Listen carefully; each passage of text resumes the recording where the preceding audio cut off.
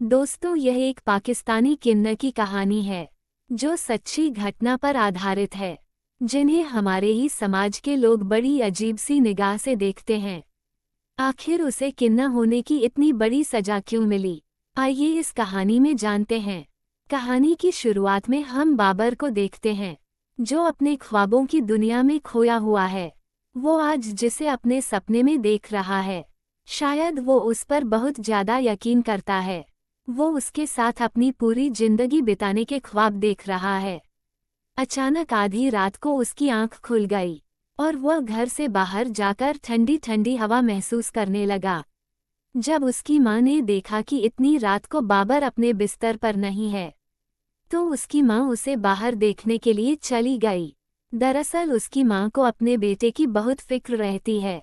एक वही तो है जो सबसे ज्यादा प्यार अपने इसी बेटे को करती है। उसके सिवा बाबर को प्यार करने वाला कोई नहीं है। उसके परिवार में उसकी माँ और छोटा भाई और एक छोटी बहन है। बाबर की माँ तो उसे बहुत प्यार करती है, लेकिन उसके भाई बहन उससे बुरी तरह नफरत करते हैं। उन्हें बाबर को अपना भाई कहते हुए भी शर्म आती है। और अगले दिन हम बाबर को उसके दोस्त रेहान के घर देखते हैं। रेहान दूसरे शहर का रहने वाला है। वो काम के सिलसिले में अकेला इस रूम में रहता है। दरअसल रेहान और बाबर की बहुत अच्छी दोस्ती है।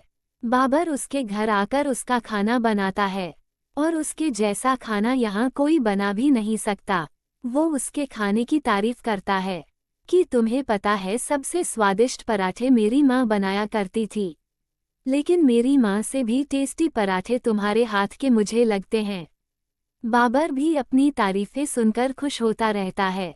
रेहान उससे बार बार यही कहता है कि तुम अपना ऑपरेशन कराकर एक लड़की बन जाओ और मैं वादा करता हूँ कि मैं तुमसे शादी कर लूँगा। और रेहान ने यह बात पहली बार नहीं कही, बल्कि वो बाबर से यह बात बार बार कहता है। वो कहता है, मैं तो कर्जे में डूबा हुआ हूँ। यदि मेरे पास पैसे होते तो मैं तुम्हारा अभी ऑपरेशन करा देता। बाबर भी यही चाहता है, लेकिन उसके पास भी पैसे नहीं है।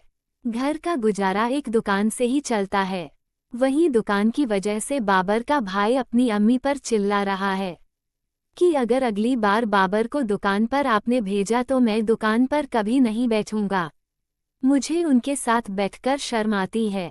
उसकी अम्मी उसे समझाने की कोशिश करती है कि तुम किस तरह की बातें कर रहे हो, आखिर वो तुम्हारा बड़ा भाई है। लेकिन उसके दिल में अपने भाई के लिए इतनी नफरत है कि वो उसे एक इंसान भी नहीं समझता। बाबर जब घर आया तो उसकी माँ ने कहा, इतनी देर रात तक घर से बाहर मत रहा कर, मेरा दिल डरता है। उसने कहा कि मैं बस रेहान के पास ही गया था। अगले दिन सभी खाना खा रहे थे, तभी बाबर के भाई ने अपनी अम्मी से कहा कि अम्मी, आज खाना बहुत टेस्टी बना है। उसकी अम्मी ने कहा कि बाबर ने बनाया है। इतना सुनते ही उसका भाई चीखने चिल्लाने लगा और गुस्से से उसके साथ उसकी बहन भी खाने की प्लेट छोड़कर चले गए। इस तरह की जिल्लत भरी बातें बाबर रोज सुनता है। वो वहां से बाहर आकर बैठकर रोने लगा। उसकी माँ आज भी उसे चुप कराने के लिए उसके पास आ गई। बाबर का बस यही कहना है कि ना वो मुझे दुकान पर बैठने देता है, और घर में रहकर मैं आपका हाथ ना बटाऊं तो क्या करूं? घर से बाहर निकल जाऊं? वो कमाता है इसलिए रोज हंगामा करता है। ना ही मुझे बाहर वाले जीने देते हैं और ना ही घर वाले। आखिर मैं जाऊं तो जाऊं कहां? शैला भी हमेशा मुझसे मुंह बनाकर रखती है। तुमने कहा था उस दिन की जाकर उसे स्कूल से ले आओ। जब मैं उसे वहां से लेने गया तो सारे रास्ते उसने मुझसे से कोई बात नहीं की। मैं जब उनके साथ होता हूँ तो उन्हें शर्मिंदगी महसूस होती है। उन्हें शर्म आती है कि कहीं कोई उन्हें मेरे साथ देख ना ले। और क्या मैं इतना बुरा हूँ जो सब मुझसे इतनी नफरत करते हैं? और वो अपनी माँ से पूछने लगा कि जब सब मुझसे नफरत करते हैं तो भला तू क्यों मुझसे प्यार करती है? लेकिन वो एक माँ है और उसके पास बाबर की बातों का कोई जवाब नहीं था। उसकी माँ ने उसे बस यही समझाया कि तू जब छोटा था तो तू कहा करता था कि मैं बड़ा होकर डॉक्टर बनूंगा। तू पढ़ाई लिखाई करके इतना बड़ा बन जा कि तेरे सामने कोई खड़ा भी ना हो पाए। बाबर ने भी पढ़ाई करने के लिए अपनी माँ के सामने हामी भर दी। लेकिन बाहर क्या जमाना उसे इस तरह जीने देगा? उसके मन में ढेर सारे सवाल हैं। इसी वजह से तो उसने अपनी पढ़ाई छोड़ दी थी। जब वो क्लास में जाता था तो सब बच्चे उसे चिढ़ाते थे। अब वो फिर से पढ़ाई शुरू करेगा तो एक बार फिर से उसे उन्हीं चीज़ों से सामना करना पड़ेगा। इसलिए उसने अपने कदम पीछे मोड़ लिए।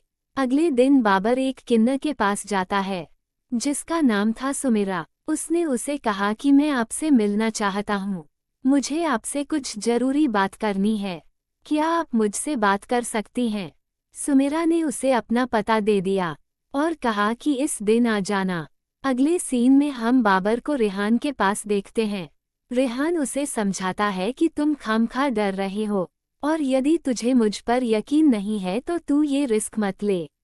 यदि मेरे पास पैसे होते तो मैं अभी तेरे हाथ में पकड़ा देता। मेरे हालात के बारे में तुझे पता ही है। कर्जों में डूबा हुआ हूँ मैं। बाबर उससे पूछने लगा कि क्या तुम पीछे तो नहीं हटोगे? रेहान उससे कहने लगा कि क्या तुझे मैं ऐसा लगता हूँ? बाबर को भी रेहान पर पूरा यकीन है। अगले सीन में हम देखते हैं कि बाबर शीशे में अपने आप को निहार रहा था। जब उसके छोटे भाई ने उसे इस तरह देखा तो वह गुस्से से बाबर को पीटने लगा और कहने लगा कि सारे जमाने में तूने हमें बदनाम करके रख दिया है। लोग आकर मुझसे पूछते हैं, मेरा मजाक उड़ाते हैं। इसे संभाल लो नहीं तो मैं एक दिन इसे जान से मार दूंगा।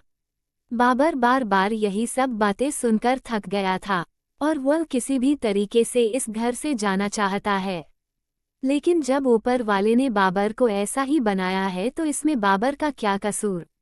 और अगली सुबह रेहान ने बाबर को बताया कि वो कुछ दिन के लिए अपने घर जा रहा है।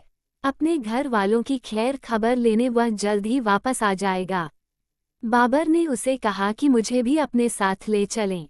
रेहान ने उससे कहा कि अभी तुझे मैं अपने साथ नहीं ले जा सकता। यदि तू ऑपरेशन करा लेता तो बेशक मैं तुझे अपने साथ ले जाता। और फिर रेहान वहां से चला गया और वहां से वो सुमेरा के पास पहुंचा। सुमेरा को बाबर ने अपनी सारी बात बताई। सुमेरा ने उसे समझाया कि मैंने भी तुम्हारी तरह 2 कश्तियों में पैर रखा था। 3.5 साल पहले मैंने अपना ऑपरेशन कराया था और तब 50,000 रुपये लगे थे। अब तो डॉक्टर बड़े महंगे हो गए हैं। 2-2.5 लाख से कम नहीं लगेगा। इतनी बड़ी रकम सुनकर बाबर भी हैरान था।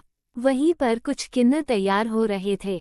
जब बाबर ने उससे इस बारे में पूछा तो उसने बताया कि सभी एक शादी में जा रहे हैं, वहां पर नाचने के लिए। इस पर बाबर ने बताया कि नाचता तो मैं भी बहुत अच्छा हूँ, क्यों ना आप मुझे कोई काम दिलवा दें।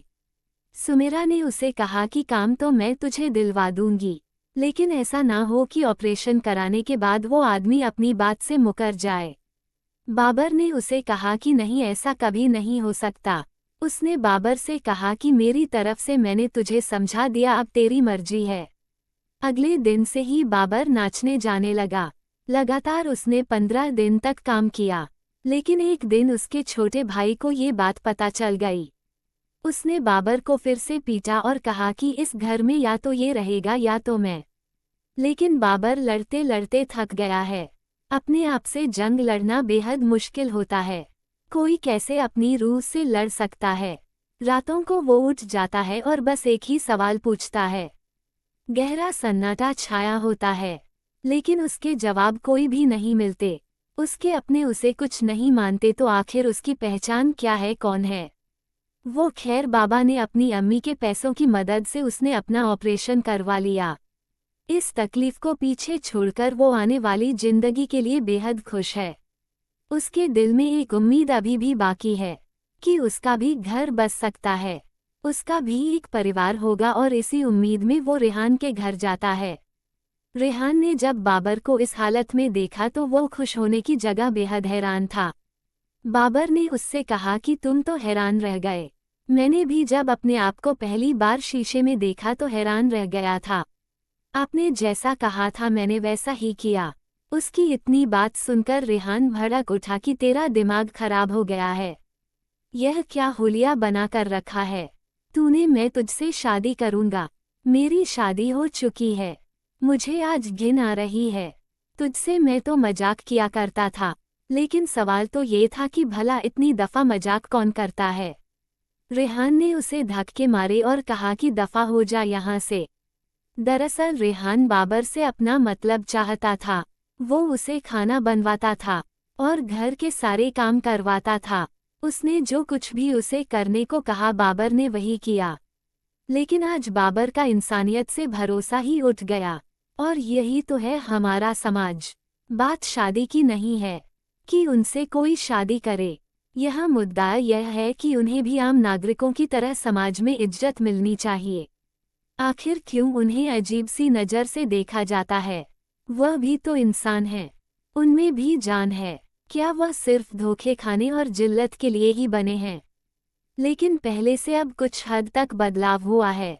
उम्मीद है कि यह बदलाव इस हद तक आ जाए कि जब किसी के घर इस तरह के बच्चे का जन्म हो तो उस परिवार को शर्म महसूस ना हो, बल्कि उसे भी आम बच्चों की तरह देखा जाए। इस तरह के टॉपिक पर भी लोग गलत कमेंट कर जाते हैं। लेकिन हर इंसान एक जैसा नहीं होता। ये कहानी को आप देख सकते हैं, ये सच्ची घटना पर आधारित थी, जो पाकिस्तान के बाबर नाम के किन्नर की कहानी है। और इसी के साथ हमारी आज की कहानी यहीं पर ख़त्म हो जाती है। तो दोस्तों, ये थी हमारी आज की कहानी। हमारी कहानी आपको कैसी लगी कमेंट करके ज़रूर बताइए। और ऐसी ही कहानियों के लिए हमारे चैनल को सब्सक्राइब कीजिए।